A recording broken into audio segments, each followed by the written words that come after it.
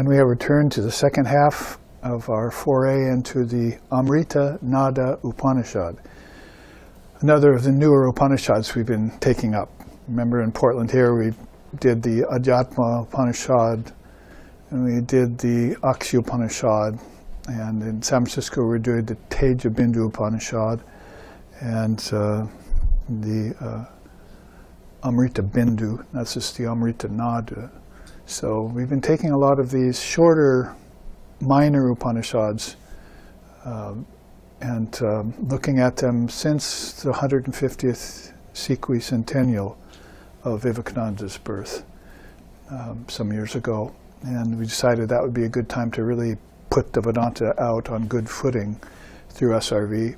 Because as far as the scriptures go, which a lot of this first sloka that we looked at kind of extensively in the first half had to do with the wise. It's interesting, the wise and how they study the scriptures, but in this Upanishad they're talking about the wise for a while. All of a sudden they changed it up and say the greatly wise.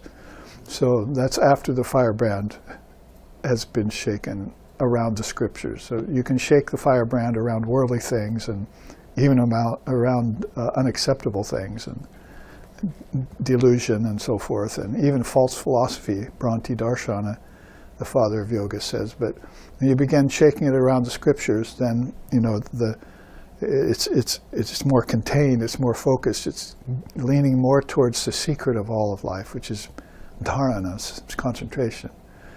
There are higher things in dharana, but you can't get anything worthwhile without concentration. The things you do seem to get when you did it with a restless mind, they backfire on you a lot of times. Just to give them a little time and you find out they weren't as dependable or as reliable as you thought they were. Like, say, fair friends with false hearts, or ancestors, or things that you were vesting all of your life in, thinking that these were your true mainstays. And a little bit of shaking of the firebrand around wisdom, just wisdom, not the greatly wise, but just wisdom, will start you off and reveal this to you. So they start out saying the wise, but about 10 slokas later here, it's the greatly wise, concentrate on this. And they start talking about Siddhanga Yoga, which I'll show you a new chart on in a minute. But just to finish up this first sloka with a good point, just wanted you to know that as we looked at the Upanishads, and we looked also at Astika and Astika to keep this in mind as how they kind of use a guide, as well as we won't even have to look at this chart, but just recalling it to what I just read, these prakaranas of the commentary of Gaudapada, that's also a guide they use. That another thing that they're looking at, the wise, these first three, and the greatly wise, the second thing here, is the karma kanda and the jnana kanda of the Upanishads. Some beings can be born into the jnana kanda. That is, they start out with their wisdom already intact. They're born as Brahmin priests, or they're born as knowers of Brahman, or advanced adepts who are just trying to live their last conscious lifetime. That kind of ilk of soul is, and then there are other levels of people trying to acquire this and master it. And but you have to be aware of all of these as you go about doing this as a sort of a guide. So, for instance,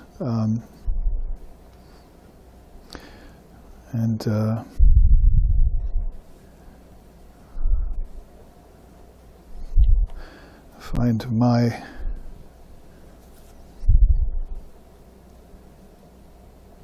part here.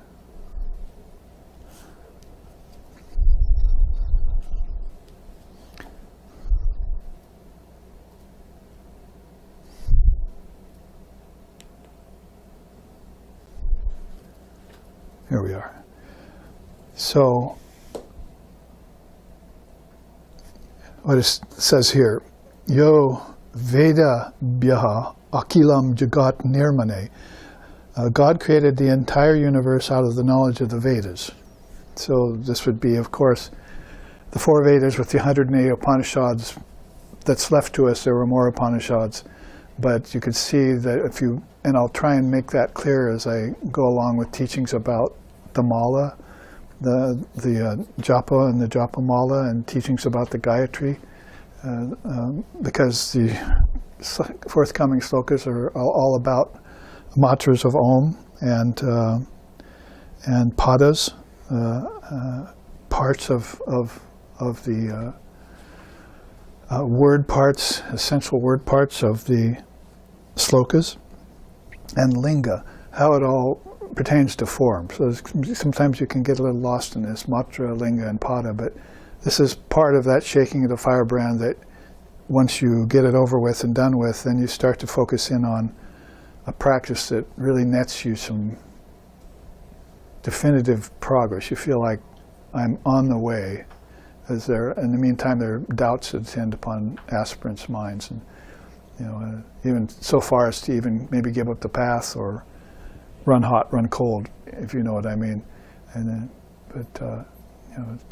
focusing with intense concentration daily on a sadhana, as we were talking about at the break, sort of draws that definitive line and ends that last phase for you and begins you into this I know and I know that I know, as it said in a song in India. Freedom from not knowing has been granted by thee, Mother.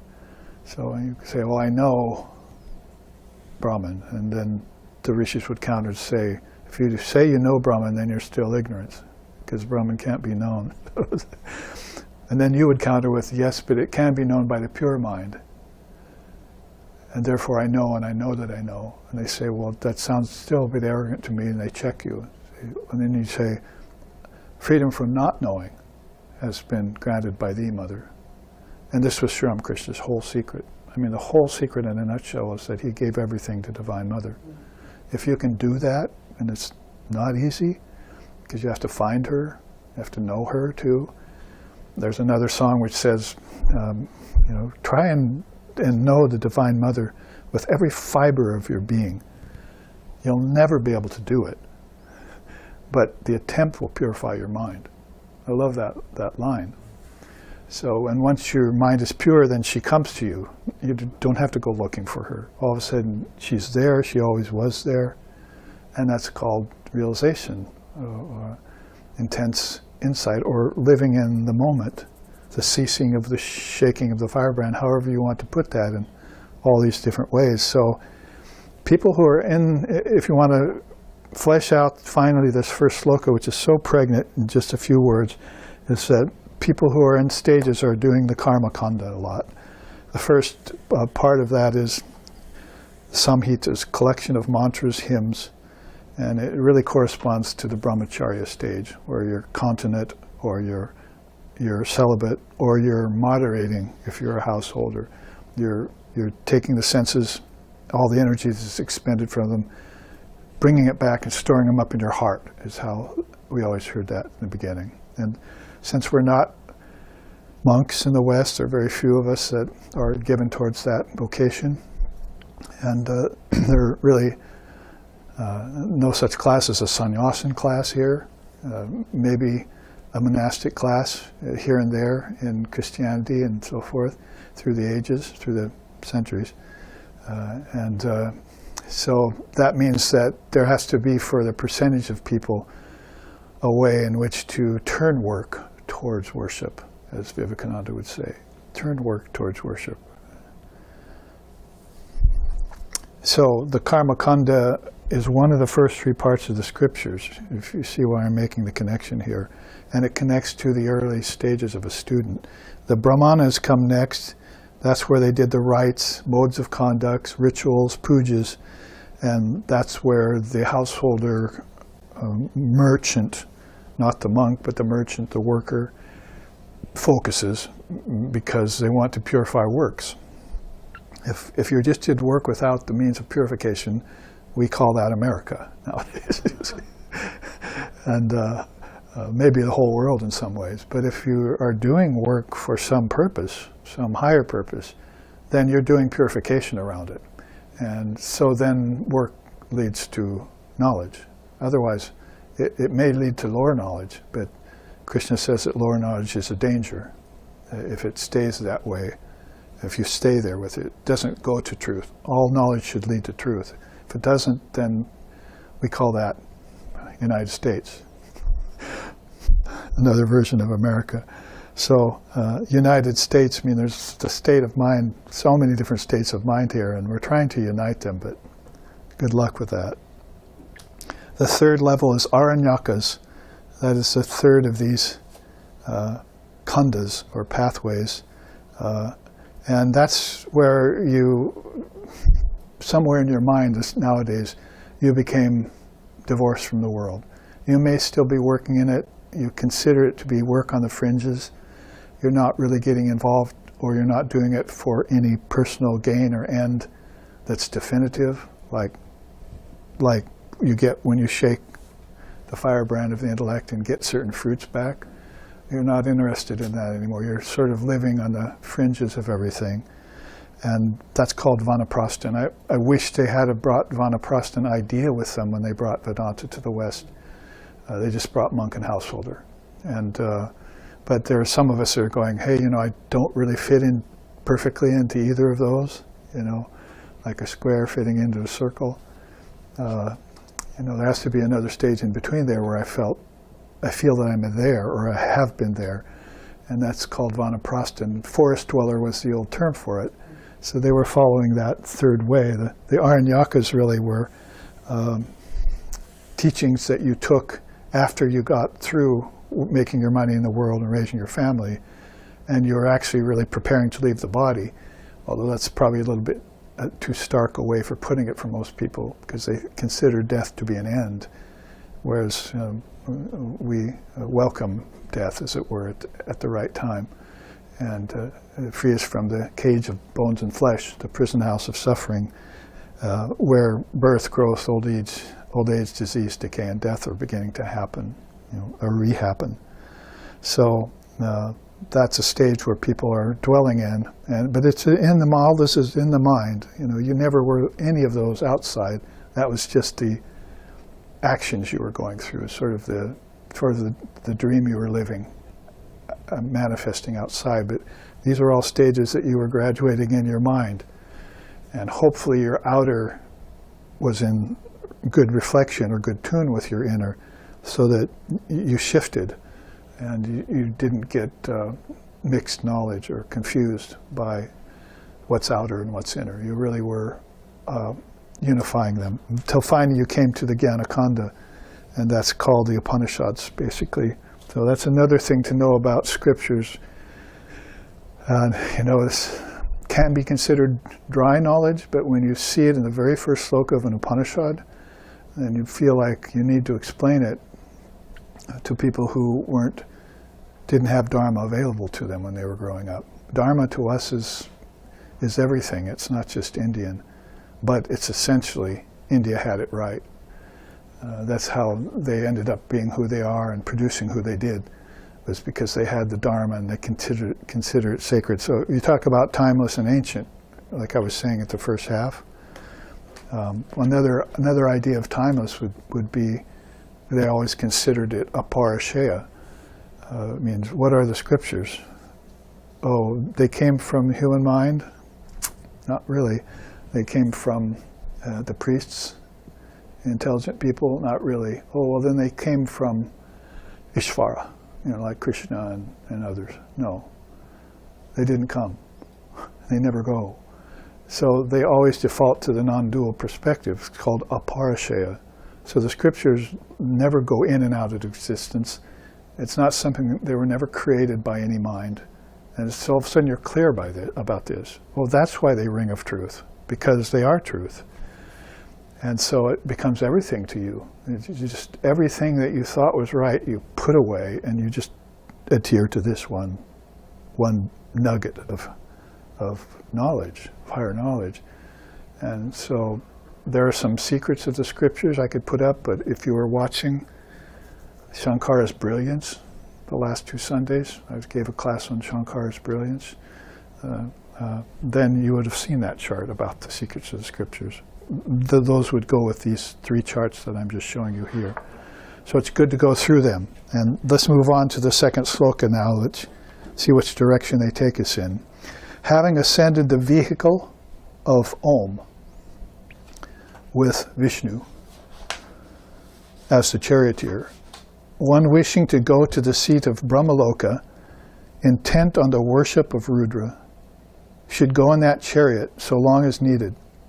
Then, abandoning that vehicle as well, should reach the abode of the Lord of the vehicle.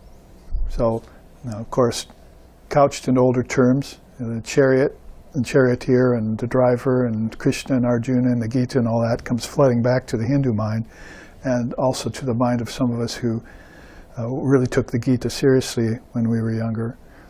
But this is putting it in terms of the Trinity, because you see all three were mentioned here.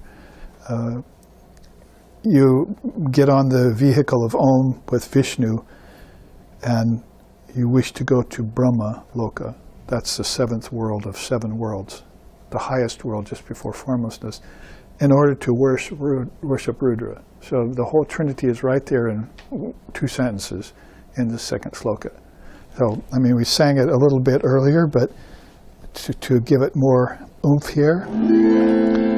Akanda mandalakaram vyaptam yena characharam tatpadam darshitang yena tasmai Shri Gurave Namaha. Gurur Brahma Gurur Vishnu Gurur Devo Maheshwara Gurureva Param Brahma Tasmai Shri Gurave Namaha. Guru Sakshi Param Brahma Tasmai Shri Gurave Namaha. In the Guru Stotram, this sloka is pretty much explained here. Eternal praises to the consummate teacher, who is verily the supreme being in human form, who taught the gods of creation, preservation, and destruction their respective functions. Salutations to the ultimate Guru. Indivisible, though consisting of infinite parts, transcendent, yet pervading everything, you are the primal cause of the universe, revealing its animate and inanimate objects. Reverent salutations to the Guru. Manifesting as the mother of all knowledge, which they're about to mention here, you dispel the illusion of ignorance and grant the precious boon of subtle insight. Your powerful presence has opened my inner eye of wisdom. Reverent salutations to the Guru. Eternal obeisances to the wisdom teacher, who grants us the boon of Holy Communion, who appears as all things movable and immovable, yet pervades them all as an immutable presence. Salutations to the ultimate Guru.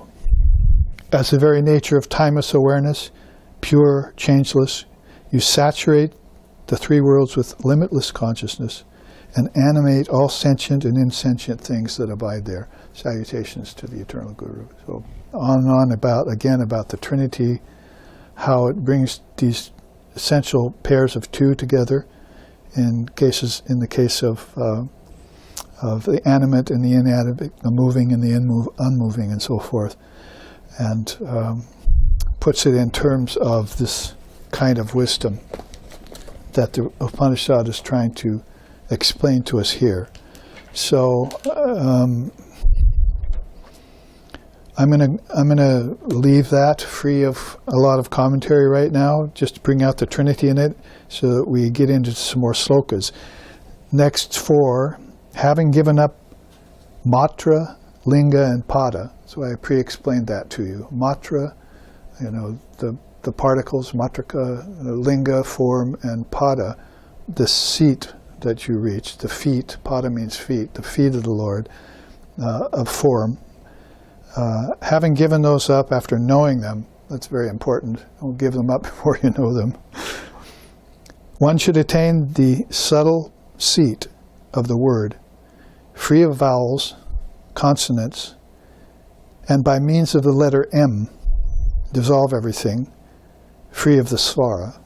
So you know the Om has A-U-M, but it has the svara up here, this what I like to call a one-eyed smile. See? So that is Turiya, that's the fourth state. But the A-U-M is the waking, dreaming, deep sleep. This is what I mean about connecting your breath and your thoughts and the three worlds and Brahma, Vishnu, and Shiva, and every other Tripruti you can possibly think of with Om, with the word, like that. I wasn't going to show it right away, but let's at least look at what they're talking about here. Because these are two bijams that are amazingly powerful. And they're thinking in terms of other Triputis that connect to them. So Mother herself says in her own scriptures, Srimad Devi Bhagavatam, one should go into the region where there is no speech or thing spoken, absolutely free of dualities, called Akanda Satchidananda. And you can hear Gaudapada on the side saying, where there is no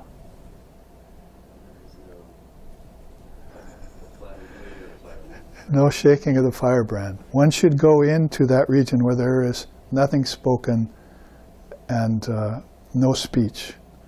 There, with Om, meditate on that highest flame of consciousness. In this rare meditation, great beings have destroyed their ignorance, realized their perfect nature, and established identity of the jiva with Brahman. That is, this apparently individualized body-mind complex that we think we are, established the absolute identity of that with Supreme Brahman. That's why before you went and you studied the scriptures, and meditated on them again and again, and then came to get that wisdom that the wise know, not the greatly wise, the wise know, and then you gave up the shaking of the firebrand. Isn't it beautiful? And who would have known without the teachers there to tell you what all of this meant? Like if I had passed out this sheet of paper to you with it, and you had just read these slokas, then what would you have known? But when you make connections like this, then all of a sudden everything becomes known. It's funny how your ignorance seemed to be a barrier, and all of a sudden it wasn't. You see, and how quickly it's gone. How much we cling to our ignorance, our not knowing, as if that's saving us or preferable. We think it's going to be a lot of hard work to know this truth, but that's why they call it simple. Just have somebody come and explain it to you, and all of a sudden the nadis are open. Well, they were once closed. 10 seconds ago they were closed. Why are they all of a sudden open, you see? Because I was holding a covering, I was shaking a firebrand in front of them, or I was making false superimpositions over them, or I was calling it my knowledge. I was putting all sorts of subtle barriers in the way of pure knowing, of the simple truth. The truth shall set you free. So this is why we just chanted to the Guru Stotram, find that Guru and tell him, explain this to me, and get rid of your ignorance in seconds. Otherwise, you're walking around shaking a firebrand and thinking the reflections of it to be real. You're following them in all sorts of different reflections. You don't even know who's holding it, who's shaking it, or what it is. Why? Because you can't. Because it doesn't exist. It's all unoriginated. You're believing in vibrations or in reflections. Is it how Swayambhuva, a great commentator on Shankar, says, you're acting like a dog barking at a reflection of itself in a house of mirrors, he says. You see?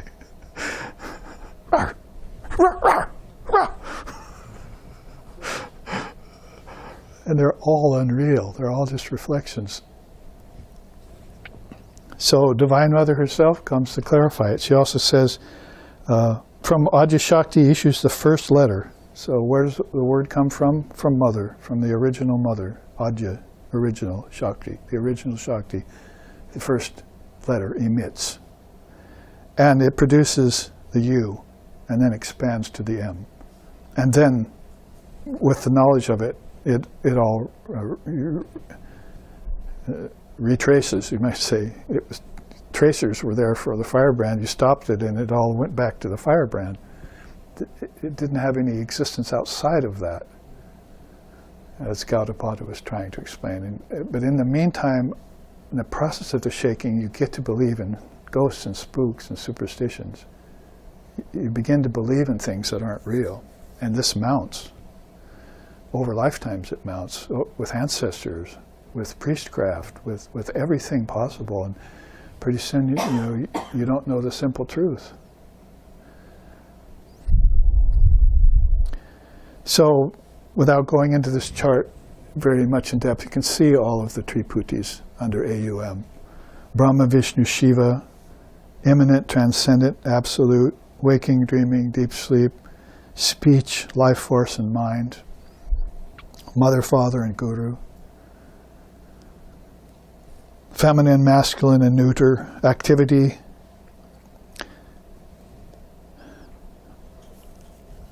balance and inertia, past, present, and future, and gross form, subtle form, and causal form, just to name a few, are all what Om is reflecting. See, if you know where it came from, how to dissolve it back in, then you become a knower of the word. If you just master A alone, you get everything in this world. And then if you master AU, you get everything in the two worlds, earth and heaven. You master M, then you can dissolve them all back to their source and get free. So if you leave them all unconnected, you wander forever in samsara. That's the teaching. Pipalada, a great rishi, if they leave AU and M disconnected, that is, these three, these three, these three, these three, these three, if you don't connect them, you wander the worlds of samsara for lifetimes, not knowing. You can be smart, you can be good, you can be virtuous, you can be everything, but you never see the truth. That's why there are good, mixed, and bad things here in this world. And none of them get realized. And when they are realized, you give up this world. Just like that. It just shows itself up to be nothing. Come on, it's nothing, it's nothing. Somebody cast it down in front of you, and you didn't follow them.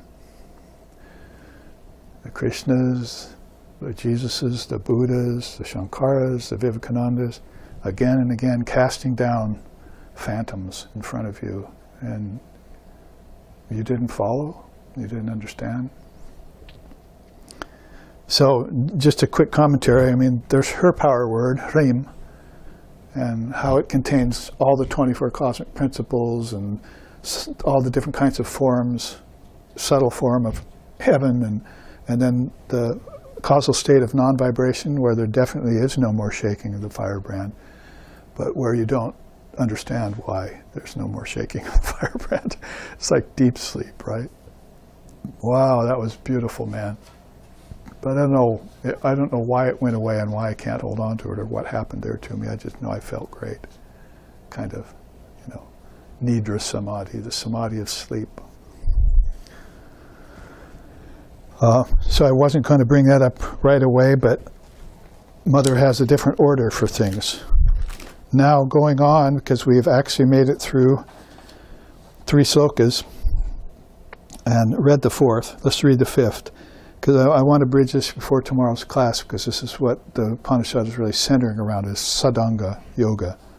I'm calling this class Vedanta's Sadhanga Yoga. So the Ashtanga is a part of Patanjali, and the 4 yogas are part of the teaching of that particular school. And there's other forms of yoga, 18 of them in the Gita and so forth. But Vedanta has this Sadhanga, 6-limb yoga, and we want to know what it is and how to concentrate on it. And it has a few surprises for us.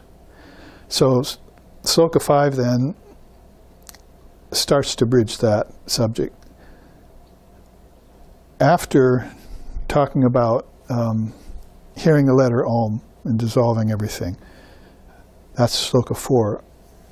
That is called pratyahara, when one merely thinks of the 5 objects of the senses, such as sound, and controls the very unsteady mind by the reins of the Atman. Pratyahara then is well, pranayama really, but pratyahara, for some reason the rishis bring it out prior to explaining pranayama, probably because pranayama takes up a lot of slokas right now. You'll be interested in that because a lot about breathing that maybe you haven't heard so much outside of the yogic field in the Vedanta, that is Vedanta's view of teaching pranayama. But pratyahara is given first choice. See where I've put that here. So it's a chart no one's seen yet.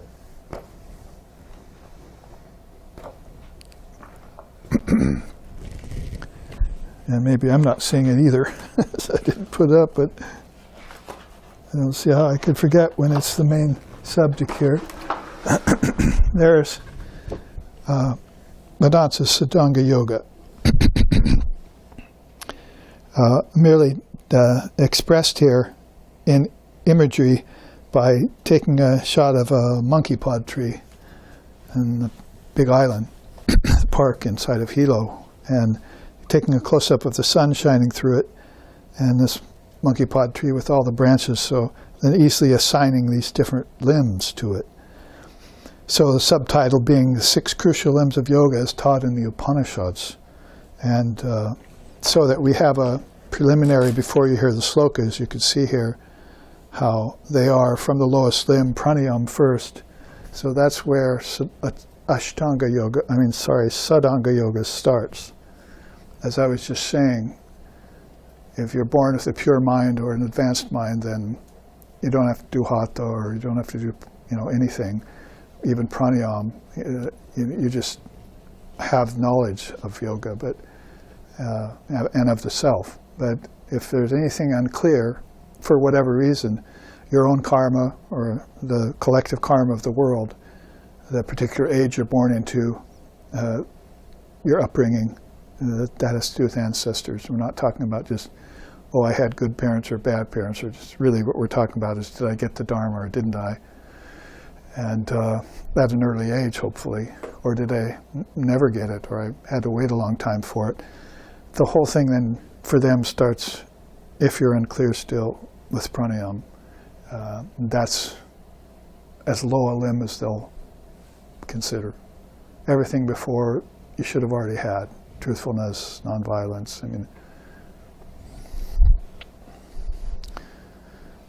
And then the next limb up, kind of a toss-up between Tarka and Pratyahara. Tarka is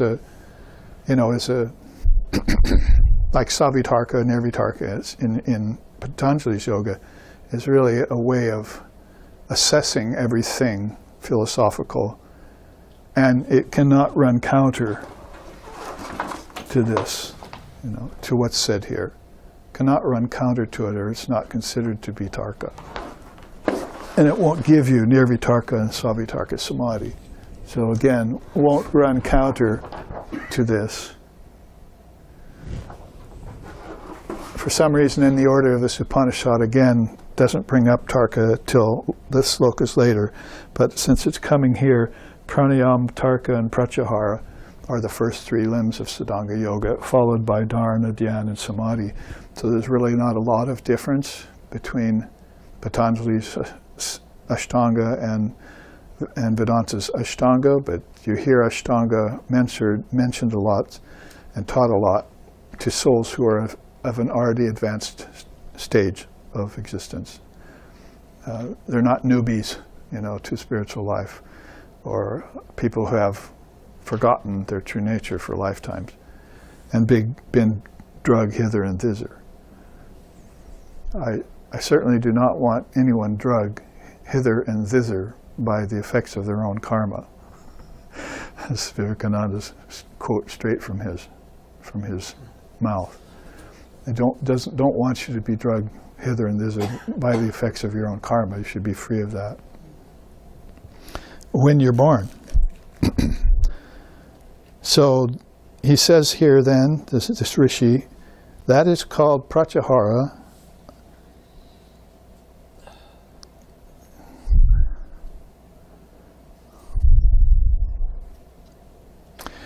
when one can merely think of the five objects of the senses, such as sound, and thereby control the very unsteady mind by the reins of Atman. So already a very high state of attainment. And it just, I don't know how to explain it very clearly other than to say that Holy Mother said, I used to think about things and they'd happen to me the next day. So anything she wanted, she just had to think in her mind and it would show up the next day. Anything she wanted. You know, we might go off with imagination about that, but basically these souls don't want anything anymore. So it could be just something simple, like, oh, I'd like to taste gulab jamun or something. And all of a sudden somebody walks in the door with it. The devotees bring it for the, you know, to feed the deities prasad, and it happens. So you might have had some experience of this yourself. You just, you know, in a natural, simple, and innocent state of mind, you think of something and it happens. Wow, look at that. I was just thinking about that. Well, that's more than just coincidence or the grace of God on two different sides of the picture, but it's basically what happens when you have pratyahara. You can think of anything and it'll happen. Because your prana, you know, are the reins to the Atman, is saying here. And you haven't lost track of them. If there are 5 reins leading to the 5 horses and you've got them all gathered in, typical charioteer kind of thing, controlling the 5 senses, as you see that said in the imagery of it in many images in India about on the battlefield of Kurukshetra, then this is I think what he's trying to say here is this is a natural thing. It's called pratyahara when you can merely think about things and they happen. Otherwise, you think about things and they happen randomly or sporadically or with negative results. They don't control the unsteady mind. But he's talking about it from the standpoint, that's called true pratyahara, which, you know, the unsteady mind comes under your control right away. And it never steps out and shakes anymore, you see, at inauspicious times or for the wrong reasons. And now you just see a great soul walking around with everything happening for them. And even huge obstacles are surmounted, you know, just with a thought. So the world and its 7 billion people with all their problems, Vivekananda can put himself entirely into that and then just give it up in an instant. Because he knows it's all just a firebrand shaking. And when they learn to the art of mastering vibration, in whichever way you want to learn it or look at it, understand it philosophically or practice it through the mala devotionally, or do away with it completely in meditation, you know, using any of the yogas, or even work it out in karma, then, you know, you've got that pratyahara, which is completely simple. So this is all he says about it. In Ashtanga yoga, it's like, you know, well, you have to take every object and withdraw your mind from it. And, you know, it's like it's a big, intense practice you have to do around that 5th limb after you've mastered yamas, niyamas, asana, and pranayama. But now you're just, and I don't know why, maybe he wants to put pratyahara before pranayama, you know, to let you know that if your mind's in the right place, then all these others will just come to you as a matter of course. And you won't have to struggle and writhe and, you know, struggle your way out of Maya when Maya doesn't really exist. You know, get hypnotized by your own firebrand and, you know, still left on the retina of your eye, you're still seeing them. We used to go in these deep, dark caves, lava caves in Hawaii, and walk into them. And you're like, you know, 80, 100 feet underground in this cave, no light gets in. And just shut off the flashlights, you know, and total silence, total sense deprivation, and total just blackness. And then we'd like flick a lighter, talk about shaking a firebrand. We'd look at each other, we'd flick a lighter, not light it, but just a spark. And if you just kept your eyes open and didn't blink, then, you know, the lighter, the person flashing the lighter, and his face would reappear on your retina. Meanwhile, he'd move over here and talk to you. You see. So this is, what happens with the illusion. You can't really trust your eyes. It got imprinted on your retina, so if you blink, it's all over. So blinking would be, realizing the truth through the scriptures, like the first sloka here. Realizing what happened to you because of this false impression that was given to you would be the lesson you learned out of it. And so all of these things were pertinent to the awakening of spirituality and the aspiring soul. So he goes on to pranayama right away. I'd like to almost take a whole retreat on that one sloka, because it's so important to understand that if you got pratyahara as a simple natural thing, then everything else would just even out and everything would come to you naturally. And then you'd understand what a seer or a seeress like her is experiencing in their day-to-day life, minute to minute. Just might call it peace or just absolute contentment and natural arising of things and following without any reaction, without any response, without any emotion, and the peace and bliss that follows both. Pranayama, control of the breath. Pratyahara, subjugation of the senses. Tarka, dharana, concentration. Dhyan, meditation, and samadhi are said to be the 6 parts of yoga. So that's the essential sloka, number 6, for this chart.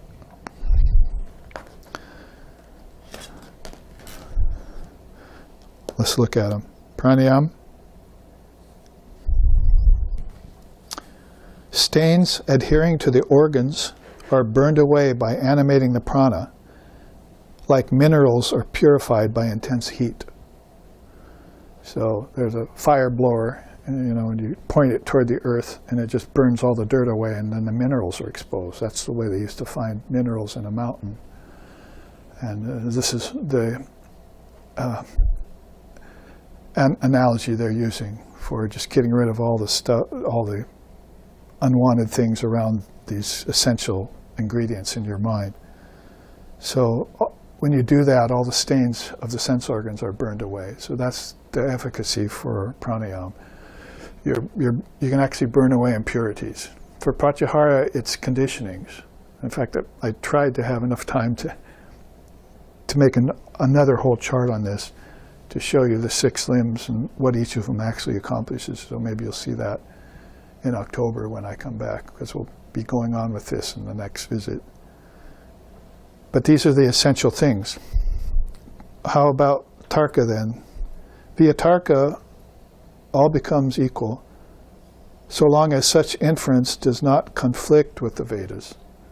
So when you know the scriptures, like in Sloka 1, you contemplate them again and again, you're clear about them, you don't make any more errors or misfiances or wrong directions in thinking, no more Bhranti Darshana, like in yoga, like in Ashtanga yoga, then everything becomes equal and everything becomes known. That's called tarka. And usually the definition of tarka is, you're going to have to do a lot of reasoning and working out of things. So this is why the Upanishad will give the essence of things. So if you've been practicing them through Ashtanga, or been practicing them through any of the yogas or through any darshana that we looked at, then you'll know ahead of time that this is what you're headed for. And it's the way the Upanishads teach. This is what you want in the end. It's just like you've been giving an advanced boon, because otherwise you're shooting in the dark in your practice sometimes. Is that going to work? Did I understand that right? But so the Upanishads are very good at quintessentializing things. What about pratyahara? That is called real pratyahara, which is usually seen as through withdrawing mind from the object successfully, right? So you can concentrate. That's called real pratyahara, when mere thinking of the mind and senses using pure prana brings natural detachment. So why you practice pranayama first. with the understanding of the scriptures and Om. Remember, since you can't read it, which is one of the disadvantages, having ascended the vehicle of Om with Vishnu as the charioteer, wishing to go to the seat of Brahma, intent on the worship of Rudra, Shiva, then you use that chariot, that vehicle, as long as you need to. So that will help if you have purified the prana, then that prana is going to be a perfect way to get you to success in withdrawing from things that are unreal. You see, firebrand stuff. It's just fun, right? Oh, look at that. You see, but then you don't obsess with it. Like, where did that come from? Why is it there? It came from inside the firebrand, and it's not really there. So all the simple answers to questions get overlooked, and you get obsessed with the cause. With the effect. And you're missing the connection back to the cause. Both of these, Samkhya Yoga and Vedanta, Advaita, are in total agreement with one another about cause and effect. You'd almost have a hard time seeing the difference in the two if you knew how much they both relied on the tracing of cause and effect back to a source. It's just like, that's what you do in Indian darshanas. And you don't stop at physical matter. That's the rub here. Is we're chasing the effect back to cause inside of the physical realm only. But that's not having ascended vehicle with Vishnu, going to the Brahmaloka to find Brahma in order to worship the Lord Shiva as your own self. That's not that. You're going far beyond the earth for that, the earth plane. And so there's a big granthi there called Brahma Granthi. People can't get through it. It's an actual blockage in people's ascending consciousness that won't let ancestors through. And if they want to get through, sure, you don't want to go to heaven? You see, they got everything waiting for you. And it's in their scriptures, fundamentalist scriptures. It's in their way of teaching. It's been given to your parents and your ancestors, so they believe it. So it's just like, then truth and God and reality don't exist anymore. Or they exist in form only. And that form is rather tawdry, kind of not the real form that you'd want to arrive to if you knew the Trinity. You see, you're using them as a vehicle. Call them the God of creation, preservation, and destruction if you want, but preservation, even if you're calling them that, rather than projection, sustenance, and withdrawal, like we like to say in Vedanta, even if you're using them as creation, preservation, and destruction, to know them is to know that it's a cycle that's always going on. And the cycle's coming out of your mind, and you can stop it if you want. So even there, you're at a great advantage to people who are believing in relativity instead of reality. So using pure prana brings about. So you want to purify the prana. We would say then, take it to the psychic prana level. Connect the prana to the psychic prana. The word to the mind, to the intellect, to the ego. So now you're actually working in your mind. And pretty soon you look back out on the world and you realize, oh, that's just in the mind too. See? I thought it was a separate existence from Brahman. And I thought it was, physical matter had its own existence. But I see that it's just a vibration that's going on from my thinking process. Because when I go into meditation, or I go to death, or when I go into deep sleep, that all stops. What happened to it? My ego went away, and there was no firebrand to shake anymore. Buddhe vritti, you see, it's the stopping of the vrittis, of the intelligence. It always wants to vibrate things. That's how worlds get formed.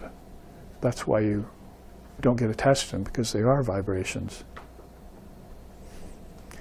And vibration always returns to its source, like a bell.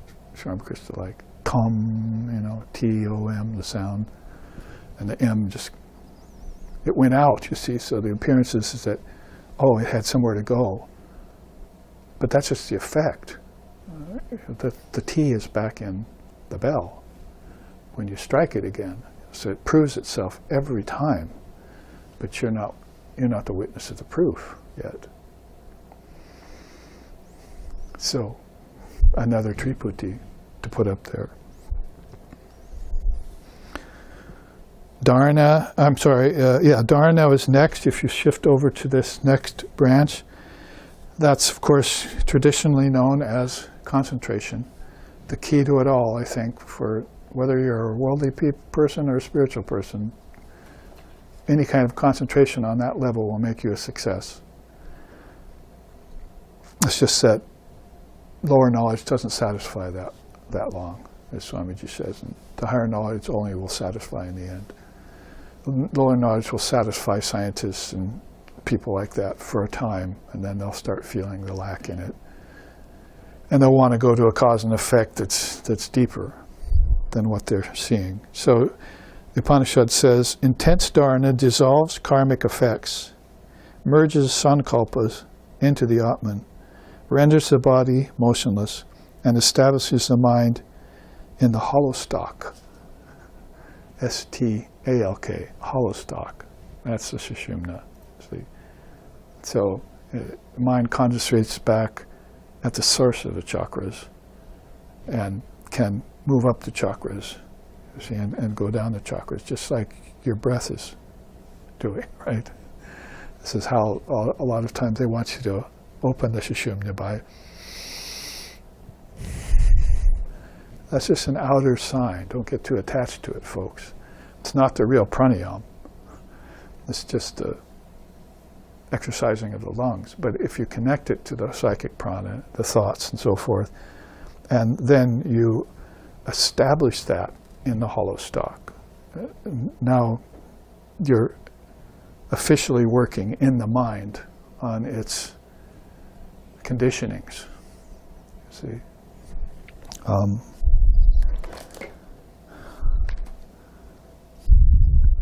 Actually, we'll get to that maybe not until October, but seating oneself on the ground on an asana, which is purified, devoid of negativities, using the mind to protect the self from all evil influences, uttering the mantra, assuming padma, swastika, bhadra posture, or any other which can be assumed easily, facing north, choosing the nostril, closing the nostril with the thumb, one should inspire through the other nostril and retain the breath inside, envisioning preservation of the inner fire of intelligence. Then one should think of the unstruck sound Om. Kind of similar to Sri Krishna's talking about how to sit and think about me at the time of death, the teaching of qualifying for Brahman, but the Upanishad's version of it in that same way. In this way, rid oneself of impurity, starting with the navel, moving inwards. So that would be getting beyond this third chakra into the fourth, fifth, sixth chakras. The greatly wise should give up all types of sights and sounds, of seeing across, seeing up, seeing down, and should practice yoga from a motionless position, free of trembling and activities. It goes on like that. We'll get to those later, giving you a preview here.